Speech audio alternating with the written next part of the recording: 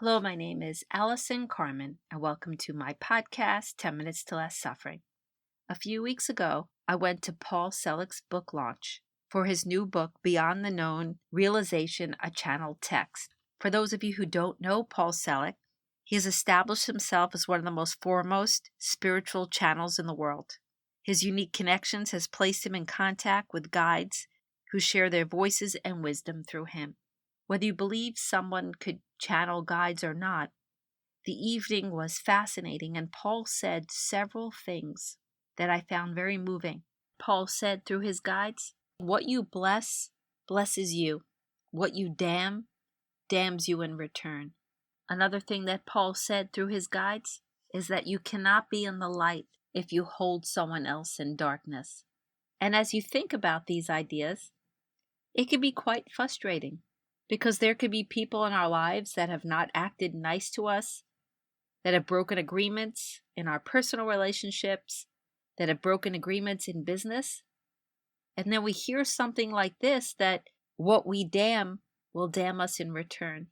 Because sometimes it just feels good to be angry. It feels good to be mad. It feels good to look at that other person and think less of them and separate ourselves. So it doesn't seem fair that we can't just damn them and move on. Why do we have to hold them in the light in order for us to stay in the light?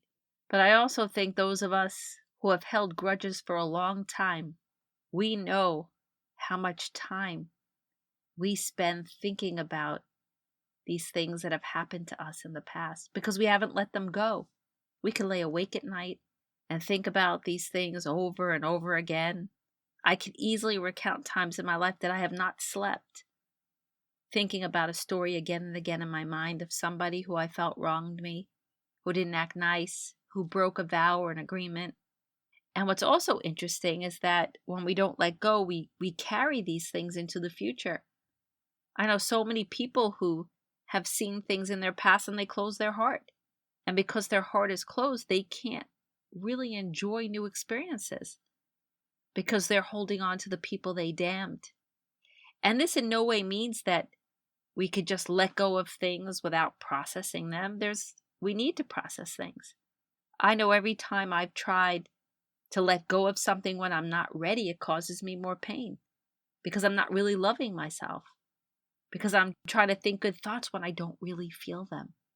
So we have to honor ourselves by processing things. And part of processing things is loving ourselves, having a regard for ourselves, a respect for ourselves, seeing things for what they truly are. If someone acted like an idiot towards us, or they were mean, or they were angry, or they were a liar, or they broke something they promised, they broke a vow, whatever they did to us, it's okay for us to see it in truth. That truth might not look pretty. Of course, we need to also look at the part we played, but then what? Why should we be responsible to forgive somebody who hurt us?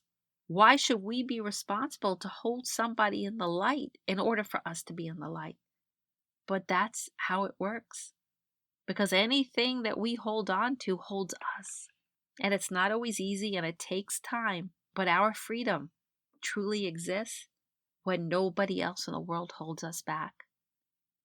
Our freedom truly exists when our heart can stay open no matter who we meet, no matter who hurts us, no matter what agreement is broken.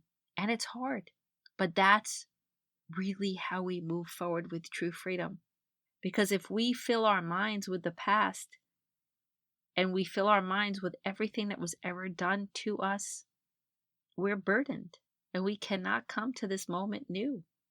And we let what other people did to us or what other people said to us take center stage instead of our own freedom, instead of our goals, instead of our dreams, instead of trusting ourselves, instead of loving ourselves. So we are damned in return because holding on is painful. And I don't think we could wake up one morning and say, oh, I'm done. I'm going to let go now because I want freedom. It's a process. And sometimes it's a painful process. But it doesn't feel great to live in darkness. Even the Buddha said, holding on to anger is like grasping a hot coal with the intent of throwing it at someone else you are the one that gets burned. And that's really an easy analogy to think about, because we know if we pick up a hot coal, our hand will get burned. But that's what happens to unprocessed anger and to holding grudges. And I see this often in business where people go out of business. They had an employee that was disloyal.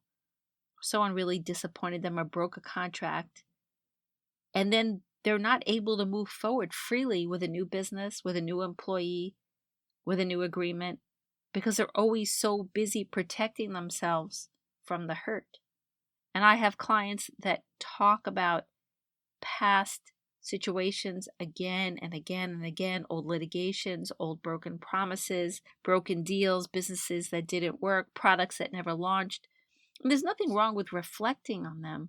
And of course, we need to learn the wisdom. But I'm a big believer that when you look at a situation, you learn your lesson, the wisdom becomes part of who you are. But closing down and not letting go, that's a choice. And again, we have to process things, and sometimes it takes time. But do we really want to damn ourselves? And do we want to live in darkness because somebody else wasn't whole? That's what happens. People are always acting out their pain on us, and then we live in that pain.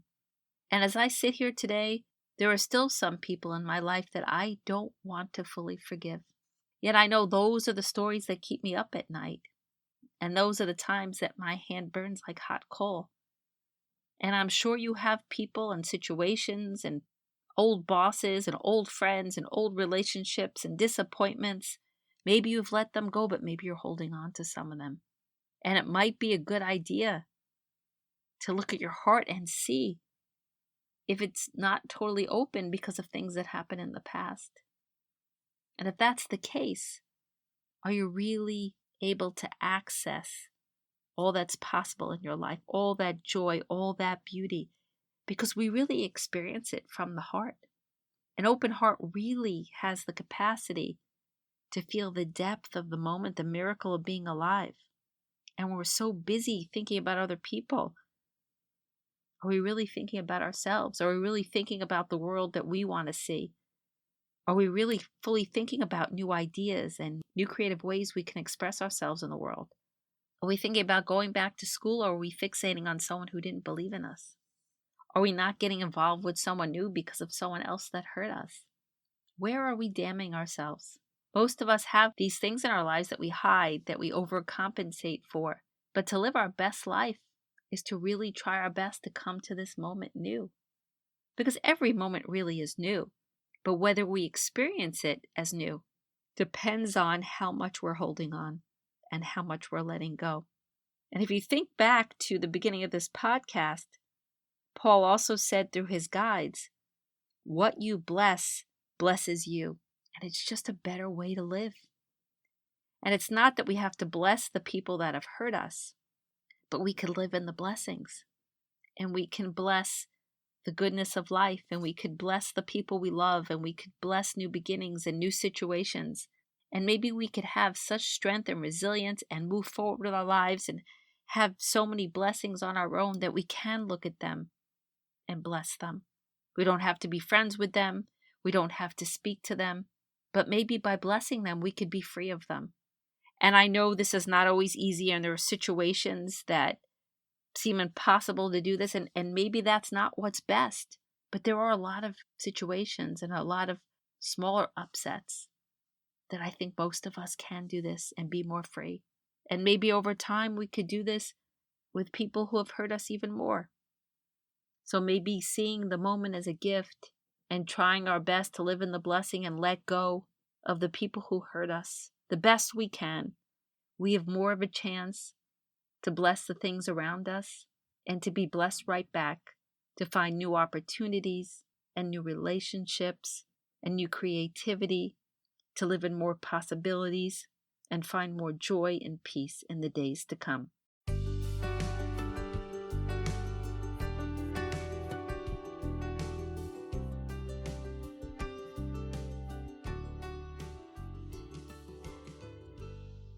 Thank you for listening to this podcast today. If you'd like to get in touch with me, you can email me at allison@allisoncarmen.com.